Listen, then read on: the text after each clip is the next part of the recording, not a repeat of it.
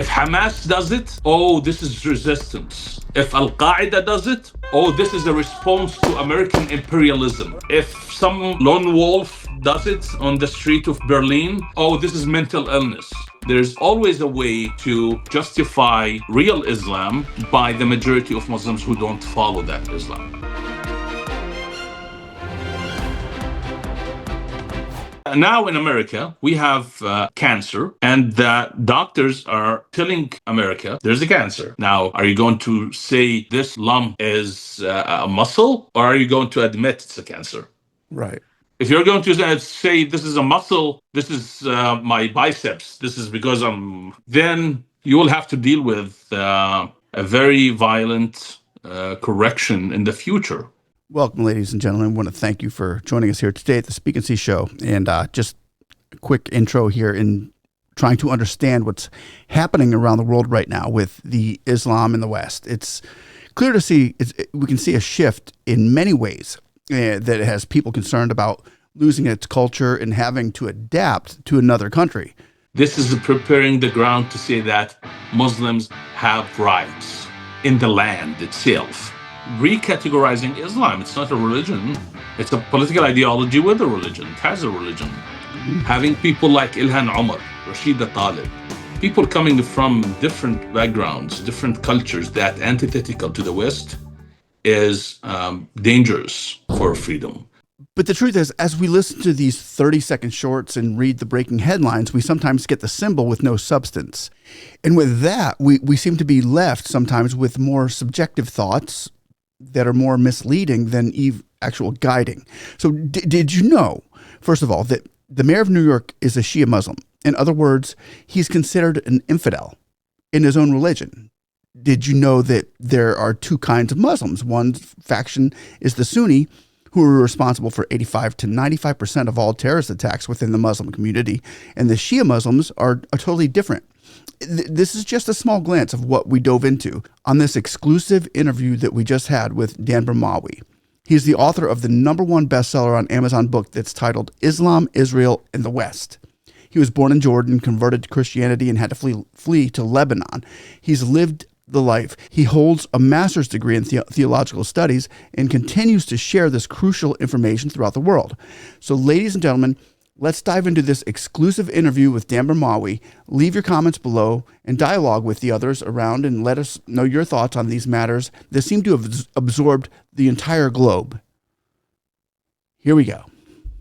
What's up, ladies and gentlemen? It's good to see you today on the Speak and See show. Please like, subscribe, and click that notification button so we get information out. You can get information in. Danny Bermawi is an Danny author. Bermawi, yeah. It's as difficult as Mamdani. I know, that's not difficult anymore. That was difficult when I first found out. Yeah. No. Now I got the irony is that when Mamdani becomes easy for Americans, it means there's something else is also becoming more normalized. So, yeah. When you have the left with all of their positions giving cover for Islam, and Islam is using the left to infiltrate. And whenever you point out something like, oh, this is because of Islamic theology, they say, no, we're just like the left. You have it. You have the same thing. Anti-Israel, oh, it's the left. It's not Islamic. It's not because of Islamic theology. Supporting Hamas, no, it's not. It's not because of Islam and jihad. It's because the left, post-colonialism, imperialism. Yes. So, yeah, and Zohran Mamdani is the perfect child of this alliance. So, yeah, it's funny. And do you think that meeting with him and Trump was legitimate, or what do you think actually happened there? Because Trump all of a sudden was acting like he liked him. President Trump is very practical. The art of the deal. He wants to make sure that he doesn't fight losing battles. He just okay, you give him lemon, he's making lemonade. Okay, I have Mamdani now. What's going to happen? What am I going to do? I have to work with the guy. And he, of course, because he's smart, he doesn't care about insult. He doesn't care about being called a fascist or any of that. So I was expecting the meeting to be this way, Okay. actually. But on Zohran's side, yeah, Zohran is going to be also pragmatic. Mm. But of course, when he said that he agreed with the president on improving the lives of the people of New York and all of that, it doesn't mean that he's changing any of the agendas he has been pushing for since he run. One of his transition team is a professor at Brooklyn Community College or something like that. He wrote a book about defunding the police, and actually, he's an ideologue. He's like arguing against the police. The police is a tool of the system. And this guy is now a member of Mamdani, which happened actually after the meeting with Trump. Oh, wow. So it doesn't change anything. Yeah. He, he grew up in a house of with a father who is a communist, Marxist, ideologue, who also happens to be a Muslim Mhm. and a Muslim Ithna Ashari, Shia Muslim, not Sunni Muslim. 90% of Muslims are Sunnis. Okay. So actually, the Sunnis, they look at Shia as infidels. Really? And yeah, so Zahra Mamdani, the only reason that Muslims are celebrating that he became the mayor of New York is because he identifies with Islam. However, behind that label, beyond it, Mhm. he's an infidel, just like the Jews, Christians, and Really? in Islam. Yeah, yeah. Wow, that shouldn't go very well for him in the long run. Yeah, Short term. he's Ithna Ashari. He belongs to the same ideology or ideological framework that the Ayatollah regime belongs to, and the Oh. Ayatollah is at war with the Sunni world. So Oh. it is. But as I explained this before, because Mamdani identifies with Islam, because everybody is saying Zohran Mamdani is a Muslim. Zohran Mamdani is a Muslim. So Muslims, regardless of their affiliation, they would say, yes, Zohran Mamdani is a Muslim. The mayor of New York is a Muslim. So they just hide that conflict or that difference because it's not the right context for it. That's Right. it. Yeah. So it's kind of like he's kind of like a what would be considered a Pentecostal to a Catholic or similar, just a different ideology of belief, but the I would same say God. Protestant and Catholic. Yeah, it would be like a different sect. Okay. Um, they have an absolute different eschatology, which is their interpretation of the end times, Mhm. and also polity. Islamic polity for the Sunnis is different than the Shia. For the Sunni, they are after establishing the caliphate. They don't believe in nation state. The whole concept is affront to Allah and to Islam. Shia believes in the wilaya. So you have the caliphate in Sunni Islam and you have the wilaya in Shia Islam. It's the same concept, the wilaya, Mhm. but they're waiting for their savior Al Mahdi to return, and it is similar to the Mushayikh in Judaism. Um, it's based actually on positive things. Al Mahdi will come to establish justice. Okay. So that is a good thing, a good difference from Sunni caliphate. Sunnis, they don't care about justice. They care about establishing the rule of Allah. Okay. So, so that's why Sunni Islam is more dangerous than anything Shia Islam could produce. Even though Hezbollah and Iran, they belong to the Shia Islam, but on the ground, in reality, ISIS and Al Qaeda and Taliban and Boko Haram, they're more dangerous than Hezbollah and more dangerous than even Iran. But people don't feel comfortable seeing it this way. Really? Yeah, See, that's some new information out there for you guys because that wasn't I didn't even know about that. I was like, wow, okay.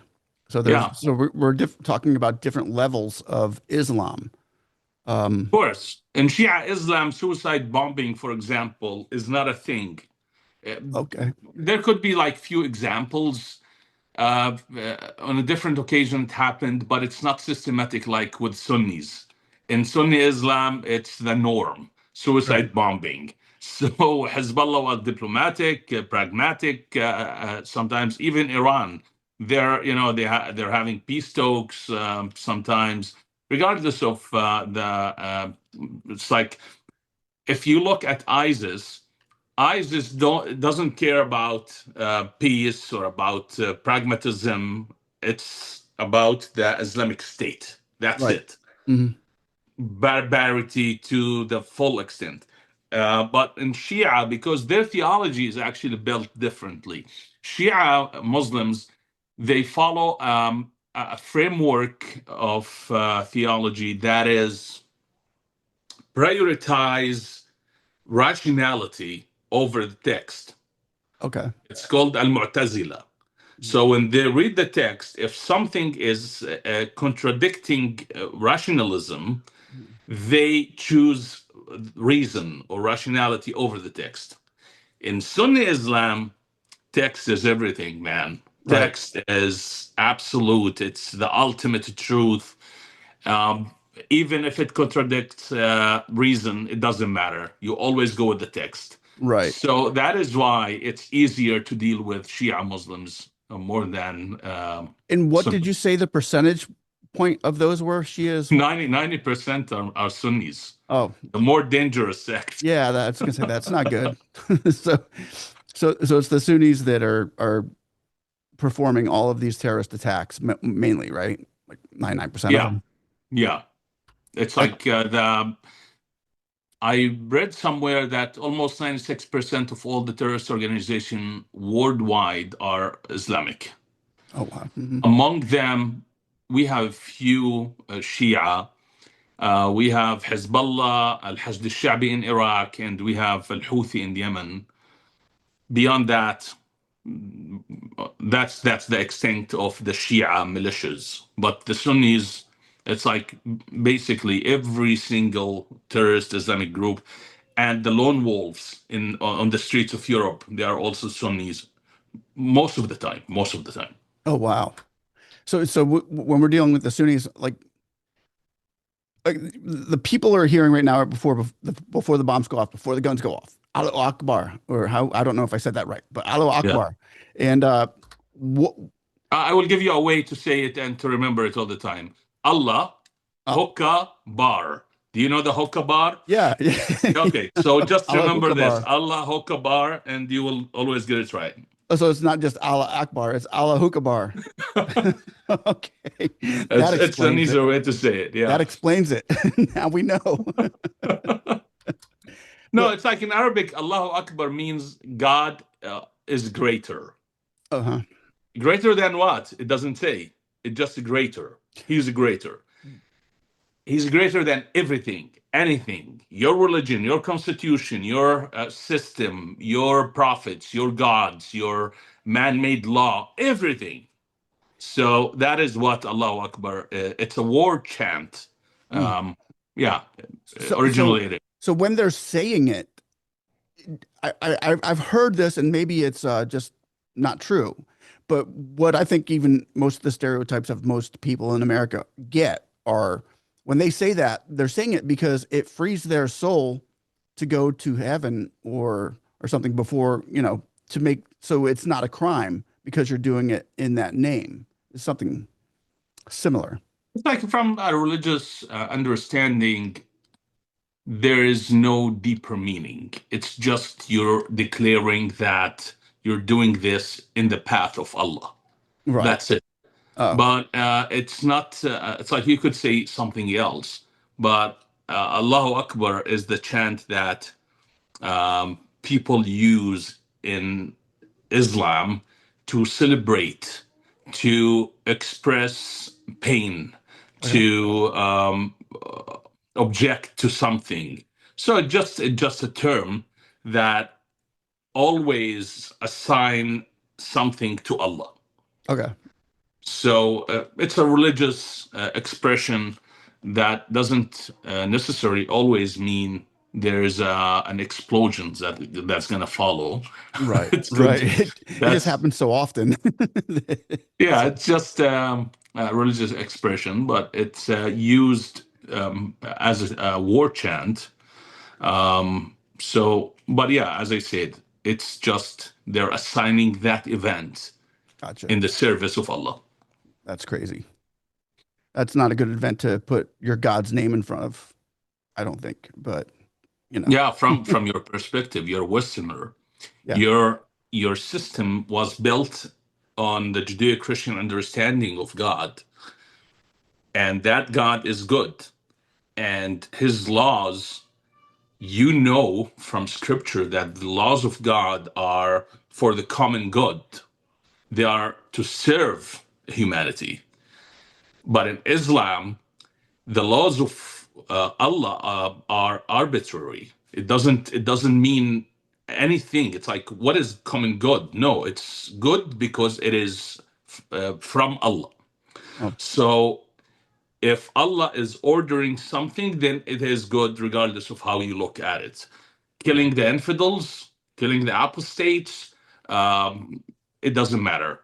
So when they say Allahu Akbar and declaring that what they're about to do is in the path of Allah, they're declaring that this is what Allah wants. He wants this to happen. Wow.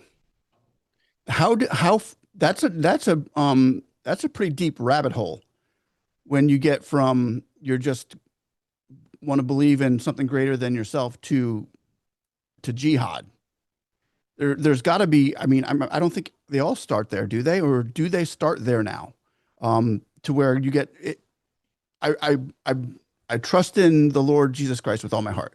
But if it took me down to a path to where okay, it's okay to kill people now because we're going to say we're doing it for Jesus Christ, it still would. How would somebody get to? How did You they you get there? did you did actually you did at a time in the medieval ages. You did um, follow the same path that the jihadists today are following. When you burned witches, In Salem, yeah. uh, then you were serving God. Right. You were not doing it because of any other reason. It's because you're serving God this way by killing the apostates, the heretics. So the church, of course, and we don't have it in scripture today as Christians. And even back then, the church did not read something in scripture or Jesus or Paul saying, kill the heretics. Right. But the church decided, with its authority, that to burn the witch or to burn the heretic is to serve God, because serving the church serves God. So it's, listen, the problem with religions is that religion is, religion in general, it gives you a way to reconcile with the Creator, with Mhm. God, with the most powerful force in the universe, right? And you know that, and we know as Christians, we know that deep inside there is a gap in our hearts, and there is something inside us telling us that we are not okay, we're Mhm. evil, right? So I'm evil. I need to reconcile with God. So what am I supposed to do? What should I do? God is telling you to do one, two, three, four, etc. Now, by following the laws, you're hoping that you will be reconciled to God, not only for metaphysical objectives or reasons, not because you want to go to paradise, but because you want to avoid pain in this world, because we are naturally programmed in a way to believe that if I am not good, then I deserve to be punished, and therefore God will send my way calamities and troubles. So that is the psychology of religion. That is how you approach it. We call it in Christianity, we call it justification. You're seeking justification. Mhm. Now, in Islam, sorry, in the medieval ages, the church convinced people, Christians, that In order to be reconciled with God, you need to serve the church. And in order to serve the church, you need to burn these people, find them, hunt them. That was not even an interpretation of scripture. That was using the Catholic Church authority, politicizing religion. So you have religion, you politicize it, and you make it serve you. In Islam, you have Allah giving Muslims a list of things to do in order to be reconciled with Him, commandments. Now, we in Christianity, we have something called sola fide, right? Faith alone as Protestant. I'm not sure if you're a Protestant or Catholic, Uh, uh, but sola fide is like faith alone. If you believe in Jesus, then you're saved. In Islam, there's sola jihad. Jihad is the only way that guarantees you're going to be reconciled to God and you will go to heaven. mm, All the other commandments, they don't guarantee that you're going to heaven. They don't guarantee that God is pleased with you. Maybe there is potentiality. There's like probably you will go to heaven if you obey God. But the easiest way, the shortcut, is jihad. So mm, that is very important to understand. The extreme majority of Muslims, they don't follow Islam as Islam should be followed. gotcha. They don't. Why? Because it's not practical. Mhm, It's not consistent with reality. mm, They want to live in the world, but at the same time, they're Muslims. So there's this conflict all the time. mm, That's why they don't follow Islam yet. They always support those who follow Islam. mm, So that should explain why Muslims all the time justify terrorism. mm, If Hamas does it, oh, this is resistance. If Al Qaeda does it, oh, this is a response to American imperialism. mm. So if some lone wolf does it on the street of Berlin, oh, this is mental illness. So there's always a way to justify real Islam by the majority of Muslims who don't follow that Islam. That sounds like it could wind up in a dangerous road, a very dangerous place, like we're seeing now. And even like, You okay, you have 60,000 terrorist attacks happened since 25 years, since 9/11 until today. 60,000 Islamic terrorist attacks. Now, who are these people? They are regular Muslims who are living this cognitive dissonance. They want to live in the world, but Allah is demanding them to follow Him in a certain way. And at one point, they snapped, they broke, and they did that. So that's just regular. When I say they don't follow Islam, I'm not saying they're not Muslims. The extreme majority of Muslims, they are Muslims who believe in Islam, but they are not obeying everything that Allah wants them to obey. right, okay, And when they obey, you get what? A terrorist attack. wow. And we're seeing a lot of terrorist attacks right now, and that is the end game. So that would be the end game for Muslims.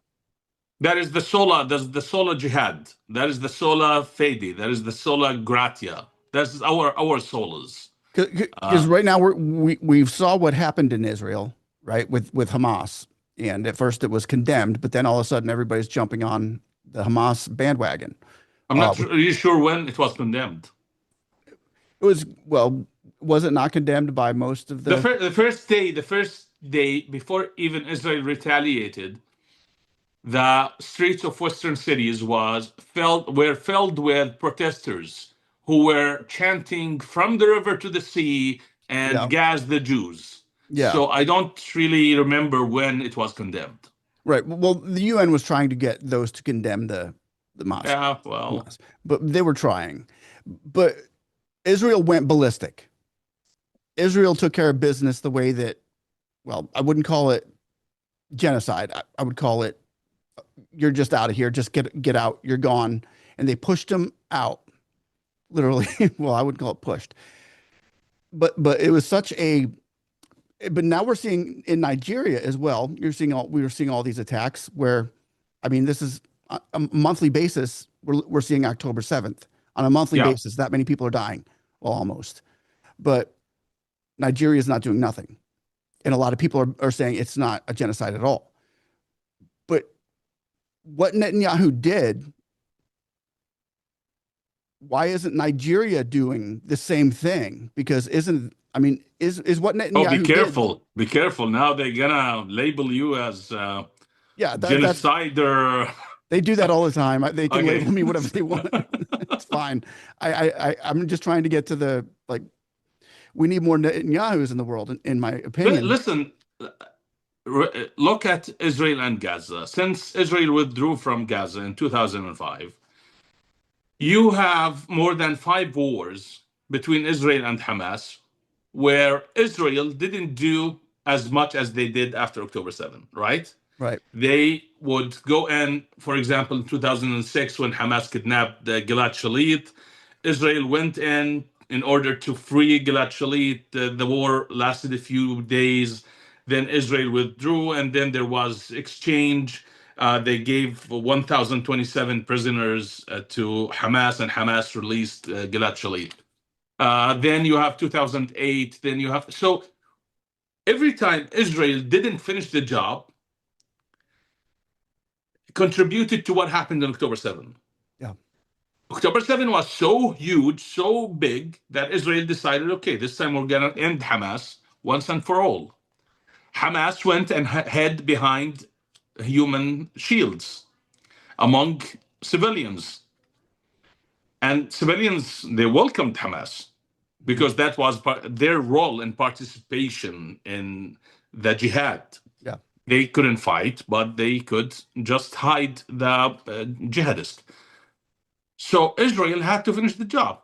Now, they want to call it genocide. I call it, even they call it a disproportionate response. I call it a natural response to a mini Holocaust, Mm. especially the Jewish people. After the Holocaust, they said never again. And it happened on October 7th. It Right. happened again. So, what does never again mean if they would have let October 7 pass Right. without retaliation? So, anyway, in Nigeria, yeah, it's different. There's corruption. We have 50% Muslims, 50% Christians. The Christians are peaceful. Um, and Christians everywhere, they're peaceful. They Yeah. just want to, worship God, and especially in the third world. Um, Even in countries, in the Islamic countries, where they used to be majority, now they're minorities. Mm. They usually support the regime. They submit to social pressure that is imposed by the majority, which is Islam. But that didn't serve them in Right. Nigeria. They're being massacred, beheaded. Their churches, almost 18,000 churches, were burned in Nigeria. God. 18,000. Imagine that number. Um, so your question is why Nigeria is not responding. Who do you want to respond? Well, Who? like I would say Tinubu, the president, would be the one that should be doing this.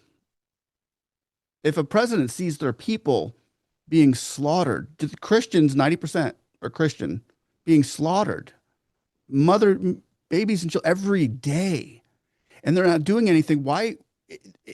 It seems like it's become more of a, I don't know, I acceptable. have seen I have seen Christians in Nigeria defending um, defending those who are committing the genocide against their fellow Right. Christians. Like, I have seen some Christians there. and So what's there's happening? corruption. There's corruption. There is dimitude. There is what is the word? Apathy. Mhm. They don't care. So, and of course, you have this reframing all the time. It's like sometimes they would say, "Oh, this is tribal conflict," like what's happening in southern Syria. Right. The Druze are being massacred, and they say, "Oh, this is tribal conflict." That's the justification for jihad. It is jihad. Yeah. The Druze, by the way, the Druze historically they always pledge allegiance to whoever is ruling the land. Okay. They just want to live in peace. Mhm. However, when Al Julani took over in December 8, 2024, the Druze refused to give their weapons, to let go of their weapons. Why? Even though historically they're peaceful, they don't want any troubles with the regime. The reason is because the Druze realize that Al Julani, ISIS Al Qaeda, because he was the leader of ISIS Al Qaeda, Mhm. in their theology, the Druze are different than Christians and Jews. Mhm. Christians are Jews, and Jews are considered to be the people of the book in Islam. Yeah.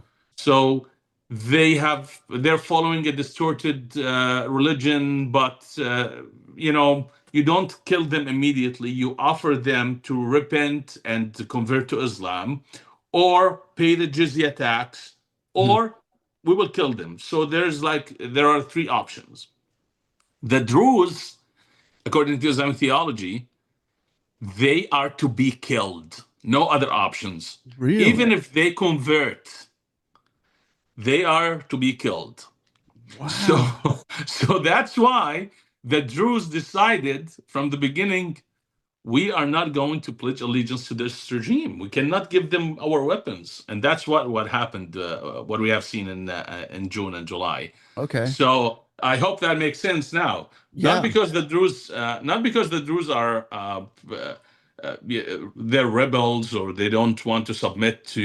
No, they don't care.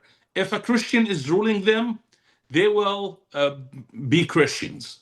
I don't mean converting to Christianity, but I mean they would be like acting and living like Christians. They don't Okay. care.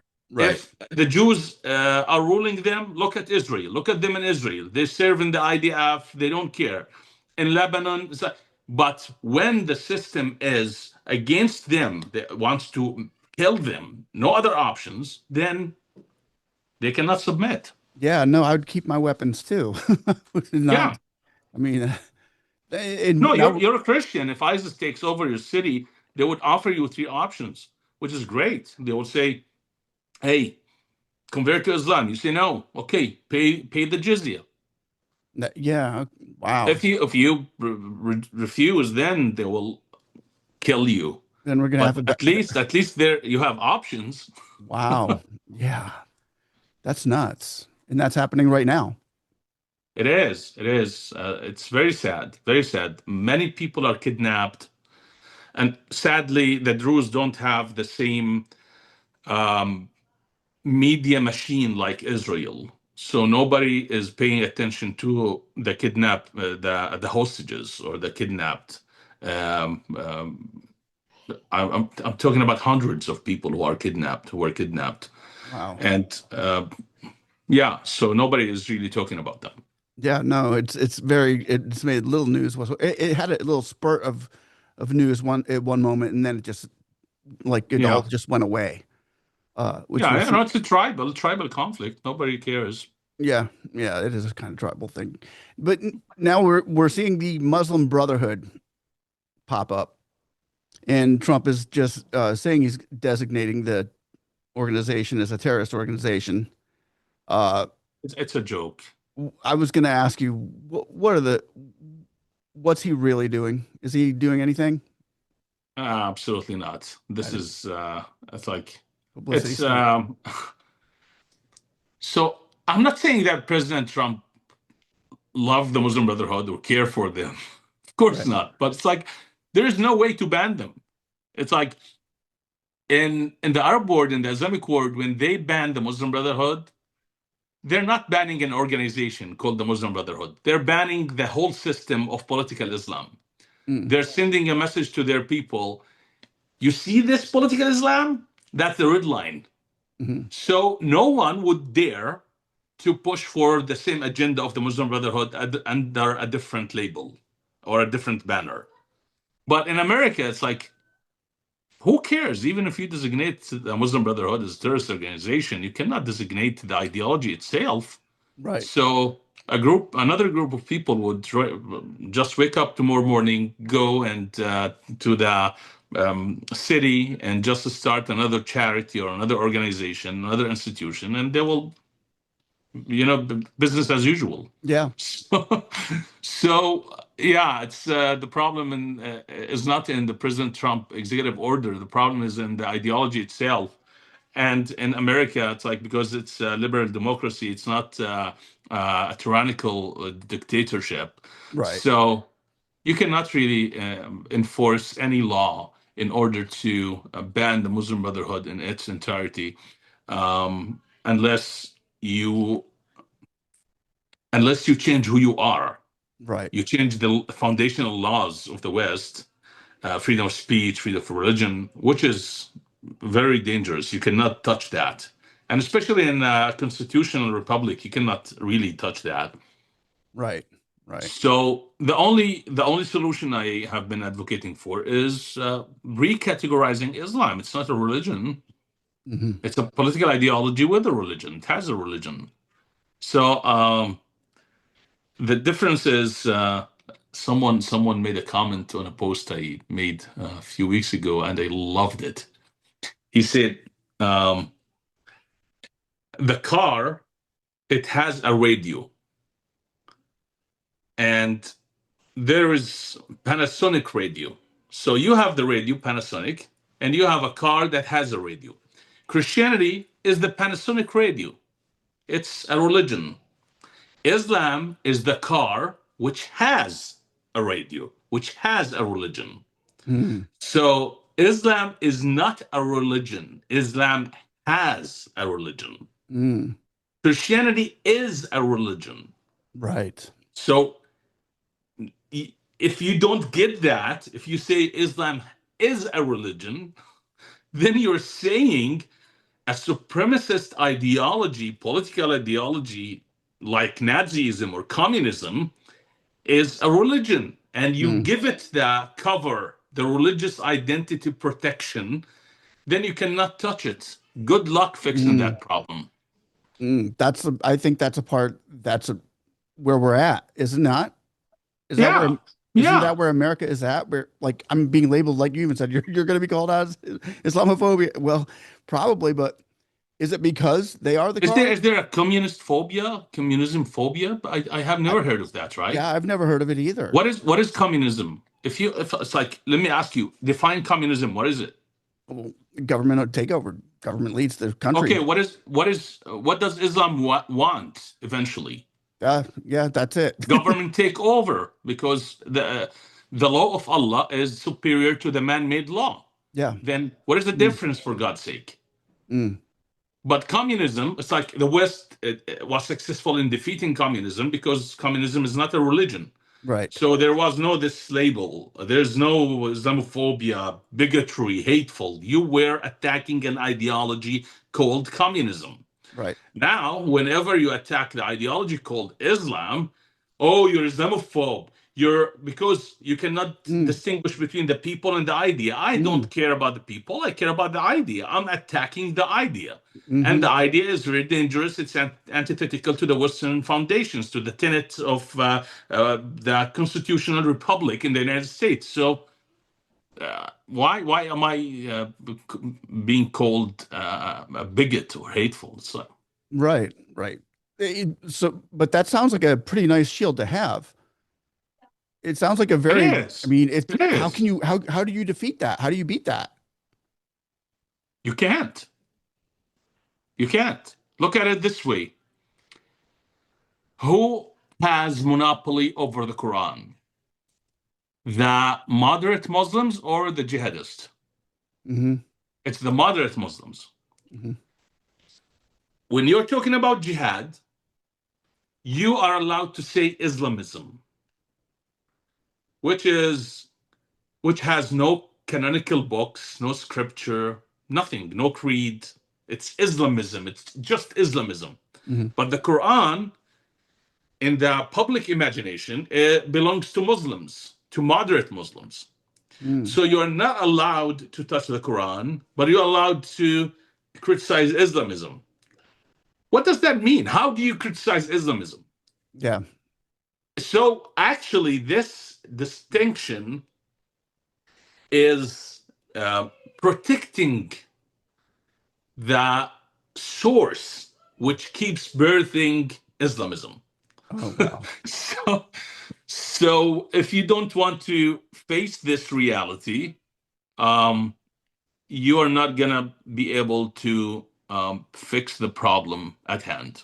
Mm-hmm. What would you suggest? I mean, a lot of people are saying the way to fix it, what I've heard a couple different opinions. One is to suppress it as much as you can until it goes away. And then the other one is What do to you mean suppress it? What like persecution? kind of like What? what the media does with a lot of videos, even a lot of posts that people put out. Like you won't get information on it. It's being suppressed. It's being ghosted. You can't you tame it down through media, through any kind of talk, anything. If you suppress a cancer, is it going to go away?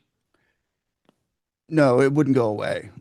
So But if you deny it exists, so no. until they couldn't, yeah, I don't know how that would You work. have But listen when you have a cancer, and yes, I am saying that political Islam is a cancer in the society. mhm, When you have a cancer, you have two um, ways. You discover it early, and then that will take a surgery, very quick surgery, and you're done, or chemotherapy. And chemotherapy is going to be slow, painful, aggressive, and you will die, mhm, most probably.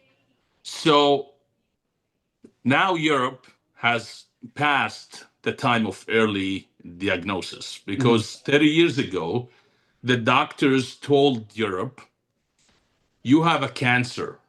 mhm, And Europe said, no, no, no, we don't have. We we want to hold to the superficial cover which we developed after the Holocaust.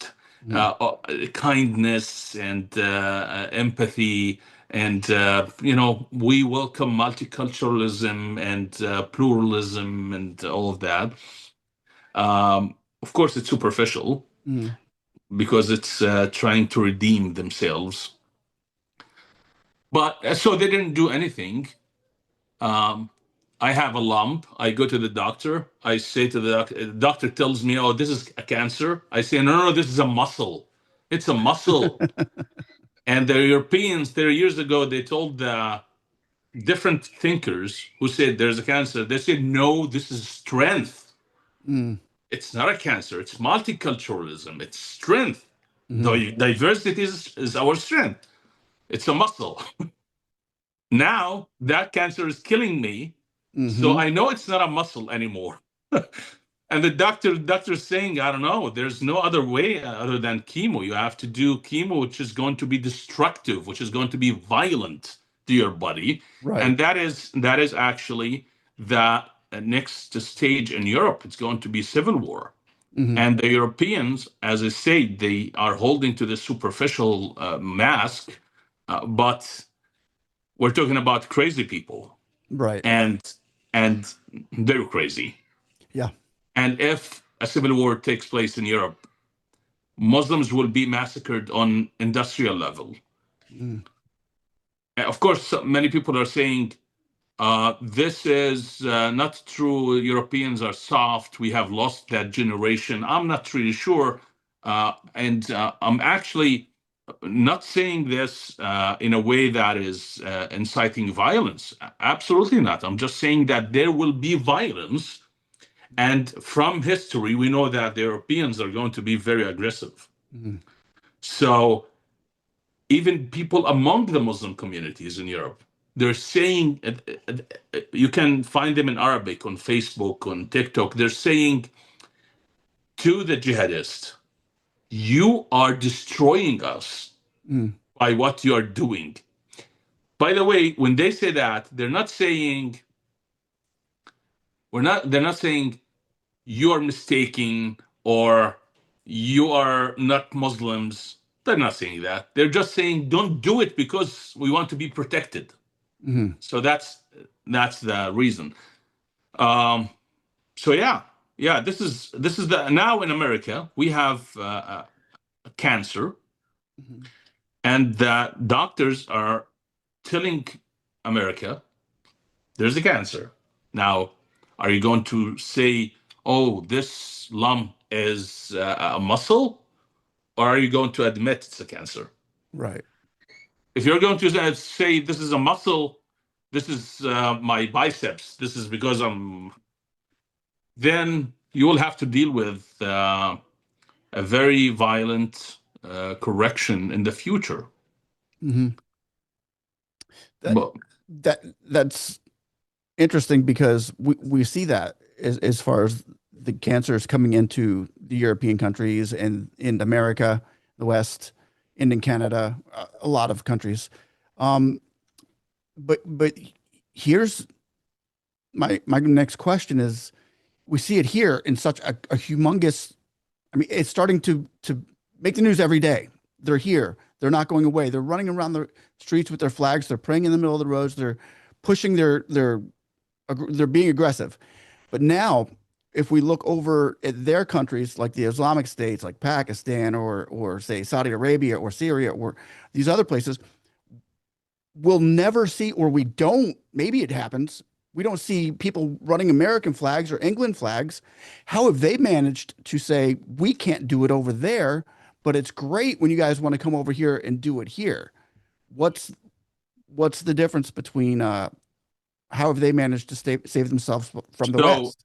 I I don't know about you, but growing up in my neighborhood, there was a guy who was a bully, and he was crazy. He was always get you in trouble, so you avoid him.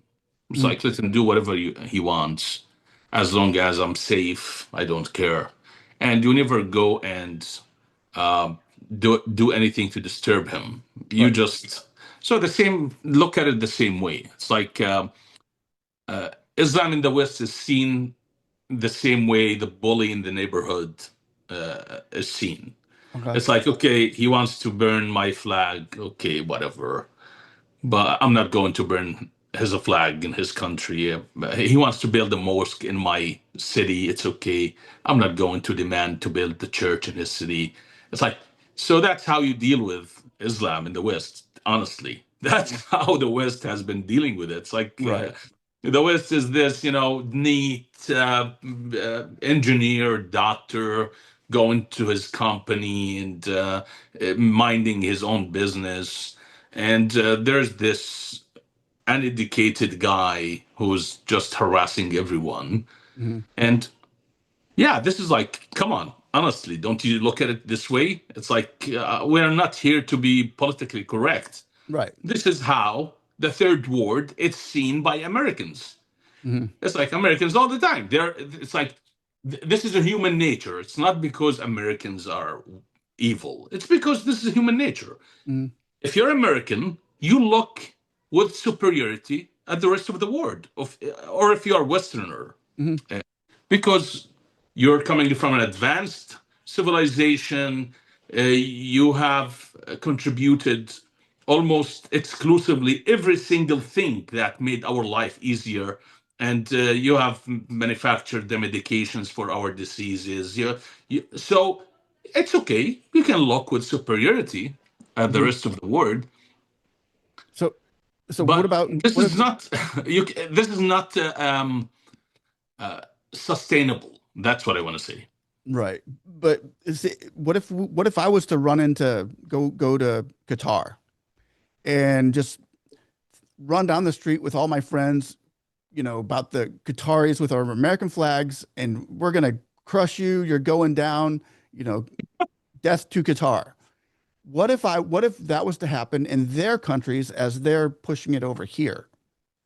what would happen to the I'm person not. I'm who not going to answer that question, right? You don't want me to answer it, right? I do. Because I want an honest. I would love an honest answer for that because they're okay, okay. The what honest they're answer doing here. is I mean, you know, Google. How did Al Gaddafi die? And that's my answer. really, that Do you that know was how he? Do you know how he died? yeah, yes, it's Yeah, they brutal. inserted a stick Yeah, into his bottom. So, but it worked. I mean, as far as keeping us out, apparently we like, can't do. listen. If I'm we going. I'm can't, going to use your laws against you. okay, I don't have laws. I don't have like justice or just laws in my country. If you come to my country and you know that I don't have laws that going to protect you, then don't blame me. If you burn my flag in my country, I'm going to burn you. right, I don't have laws, so you know that. yeah, But you have laws. I'm going to use them. I'm going to use them against you.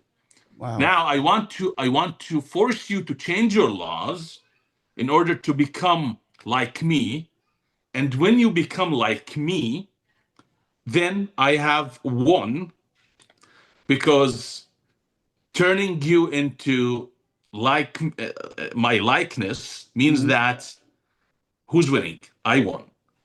right, Or if you don't want to change who you are or change your laws and become like me, then I'm going to use these laws against you to make you like me.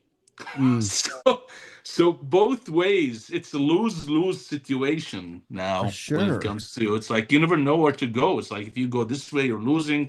If you go this way, you're losing. So it seems like so we let them. Yeah, it's a lose lose. Do you think America's come too far? Has gone too far No, yet? no, no. It's too early for America, and it will never listen. If someone tells you Islam is going to take over America in the next century, then I that is a joke. Okay, America is an empire. Islam cannot take over America. Muslims are 1.5 in America. Mm-hmm. It's not going to happen probably in 5 centuries. Mm-hmm. Even if it's like if America doesn't do anything, but there's going to be regions that is going to turn Islamic. Mm-hmm. So there's going to be like a few regions here and there that in the public understanding, we know these are Islamic, just like Dearborn, Michigan, Jersey Mm-hmm. City, New Jersey, and Minnesota, and more regions. And there will be troubles because when you have an Islamic region, it's going to have problems with the neighbors Mm-hmm. because Islam is expansionist in its nature. So there will be like many Israel and Gaza situations here and there. Um, but yeah, taking over America, the whole America, is like ridiculous assumption. It's not going to happen in the next few centuries. But the problem is um, when you have these regions, then that means there will always be problems. And there will be a time. Let's talk about Europe because in America it's hypothetical. In Okay. Europe, it's real. We're Mm-hmm. looking at it. Mm-hmm. These enclaves, there will be violence. The violence will be labeled as oppression and Islamophobia, and that it would justify bearing arms. They will be funded by Islamic players and Islamic nations. Then there will be calls for separation and independence because of this is how we get protected, they will say. And then the Balkanization of Europe will happen. Europe, Western Europe is going to be divided into 20, 30, 40 different countries, small countries, Mm-hmm. 50% of them Islamic.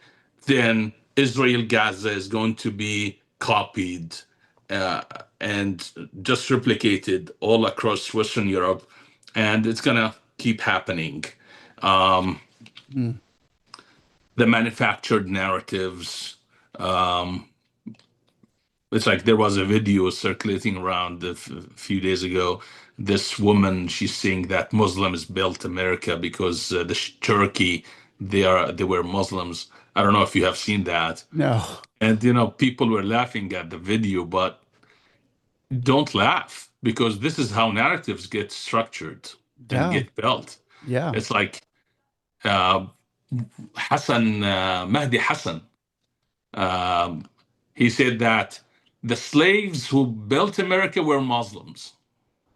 So you keep hearing it now and you laugh. But this is how social movements evolve. Hmm. Okay. You start hearing it and laugh. In the 50s, Americans sitting around the Thanksgiving table um, talking, they would laugh at, oh, there is a homosexual in Utah. Oh, yeah. And everybody's laughing. Right. Then today you have homosexuality is part of the system. Mm. So that's how narratives are built Hmm. and normalized. The same thing is with rhetorics like Mahdi Hassan saying slaves were Muslims, or this lady saying Cherokees were Muslims. This is preparing the ground to say that Muslims have rights Mm. in the land itself. Hmm. And if you try to force us out, or I'm not for forcing anyone Right. or oppression. I'm not for oppression. Mm. Okay, my mother is still a Muslim until today, but I'm just someone who comment on the reality Mm. without political correctness, without fear. I don't care. I'm just telling it as it is. Okay, so this is like preparing the ground for a pushback against any attempt to re-correct the current situation. Mm. Mm. Wow. Do you think that I mean right now do you think that what we're I, seeing I in know, I know, I know. This conversation is very. It sounds very dark I'm and I'm very I'm trying to keep my words pessimistic. I totally understand, but it's not fear mongering. It's like, listen, please, I want you to be neutral now right. and comment on what I said. Tell me, Danny, what are you saying is not reasonable? Please tell me where and what. Right. Yeah, I got to watch my words because then they end up copyright or doing all this crazy stuff on my channel to me. And I'm trying to be nice about this. Um, because you were a young boy and you went through you became a Christian, right? In Jordan, was it? Yeah, When you were like yeah, 17. But then you mentioned in your bio that you had to leave. yeah. And right now, as far as the Christian persecution is we're starting to see it in America as well. Um, in many regions, in America, like we've never seen it before. We're not used to being persecuted in America. What do you mean Christian persecution in the West? What is it in Uh, America? Christian persecution in the West is a like I said, I got to be careful what I say, but when it's more of the suppression that I was talking about earlier. Um, if I was to be a if I was to be pro-Muslim, pro-Islam on this channel, I would be off the roof. We'd be going crazy. But because we're talking about Jesus Christ and we're taking the other side, you're shrunk down in your garbage. You're not going to even be suggested, Yeah, even though people are going to watch, but they're not letting people watch. So this is the form that I'm saying of persecution, or if the Christians speak their religion against Islam, against so and so, boom, you're cut for hate crimes. So this is a form of persecution like we've never seen before. When I grew up in high school, even I didn't know what a burqa was. I never saw a person wearing one. And I grew up in a 50-50, well, 20% Mexican or Latino, 30% African American, black, and maybe 50% in my city. We never Yeah. once saw a Muslim. I first saw a Muslim in 1990, maybe in 2004, 2005. It was late in life. And then it became one, two. Now we're seeing communities of them. But when you go into their community, you've kind of got to watch your tongue. You've kind of got to be very sensitive and speak underneath your breath. Um, and so that's what I feel like is a form of. Again, this is the same thing I was talking about when I talked about the neighborhood bully. It's you have the American president could be criticized and insulted and humiliated by journalists, by people in media on the streets, and no one is going to do anything about it. No one is going to prison. No one is going to be punished because you have freedom of speech. You can say whatever you want about the president, right? Mhm. And you have a dictator. If you criticize that dictator, you're going to be killed. So it's the same thing. Islam is dictatorship. Christianity is democracy. So you can say whatever you want about Christianity and you're not going to be touched. Say something about Islam and you will be punished. Right. You will invite pushback and backlash.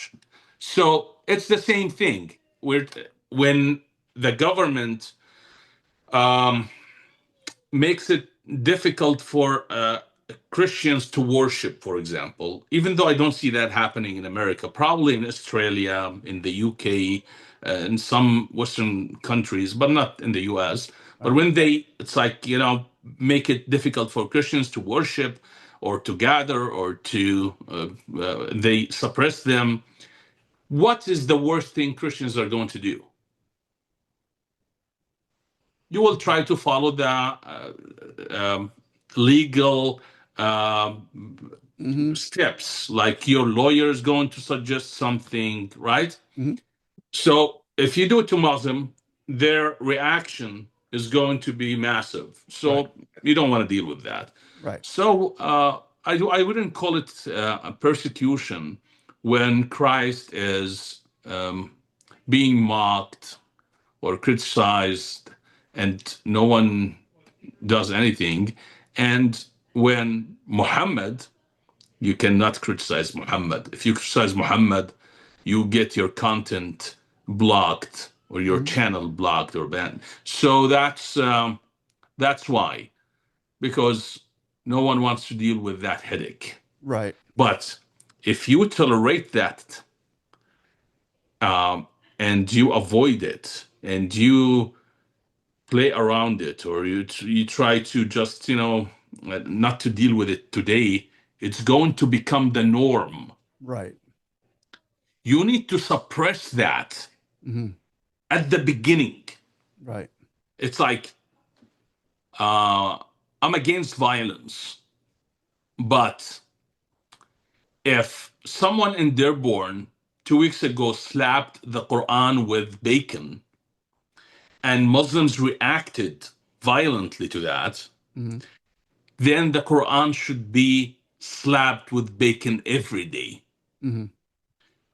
I don't agree with what happened. Right. Same. I wouldn't slap the Quran with bacon. I don't care for that. Yeah. I care for intellectual engagement with the Same. text. Hmm. But please understand what I'm saying. If there was a violent reaction, Hmm. then the act itself should be repeated in order to make sure that they adjust to your system, you don't adjust to their system. Mm. Yeah, So if they're saying that their action was justifiable in any way, shape, or form, then that's wrong. absolutely. Yeah. Yeah. What if do you think that one reason why America might take a little bit longer to see a complete and total, like, the virus spread? Do you think the Second Amendment right in America has anything to do with that? Sure, sure. Yeah, the Second Amendment is crucial because Islam responds to strength. Mm, Look at Islam in China. Look at Islam in Russia. mm, It has no voice. right. In America, it has voice because the law um, is suppressing you from suppressing Islam, which is Right. great. Yeah. Again, Yeah. I'm against suppression, Hmm.